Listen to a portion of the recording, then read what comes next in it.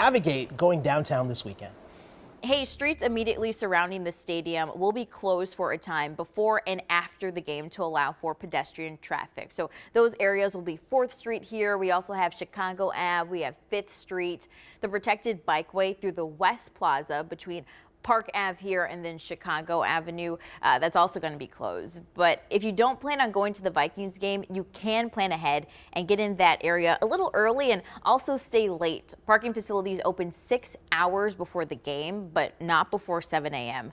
Parking closes 3 hours after the game. Of course, parking lot hours are set by the ramps and surface lots. Have a great weekend and happy navigating. Another major event to be aware of this weekend. Tomorrow, the Red Bull Show Run Minneapolis makes its way downtown, but that means a few streets are going to be blocked off for the big race. So take a look at your screen. The race runs along the Commons down 4th Street between the intersections of 3rd Avenue South and Park Avenue. The event is free to watch legendary Formula One driver David Coulthard and the championship-winning RB7 car. There's also going to be a fan zone in Commons Park with food trucks. So for all these closures and everything you need to know about what's going on in downtown, just head to KARE11.com. We need to catch you up on some breaking news from overnight. Tens of thousands of Boeing workers are now on strike. In the last 5 hours, the union voted overwhelmingly to reject a proposed new contract. The strike involves 33,000 union members, and it impacts facilities in several states. The contract they rejected included a 25% raise spread out over 4 years. Boeing says it's the largest ever general wage increase, but many workers want a 40% increase.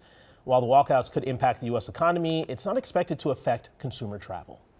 In just a few hours, students at 2 St. Paul charter schools will head back to class after online threats forced them to close yesterday. Now a 12-year-old girl is in custody in connection to those threats. St. Paul police say that girl admitted to posting the threats. However, she did not have the means nor desire to actually carry it out. Hope Community Academy and Community School of Excellence both canceled classes yesterday out of an abundance of caution. Investigators say right now there's no ongoing threat, and they are working with the school district to ensure safety at every campus. Time now 6:06. We're learning new details from Minneapolis police about the attack at a shelter last week. In the last 24 hours, police arrested a 33-year-old woman. MPD says it has forwarded its investigation to the Hennepin County Attorney's Office for a felony property damage and riot charges.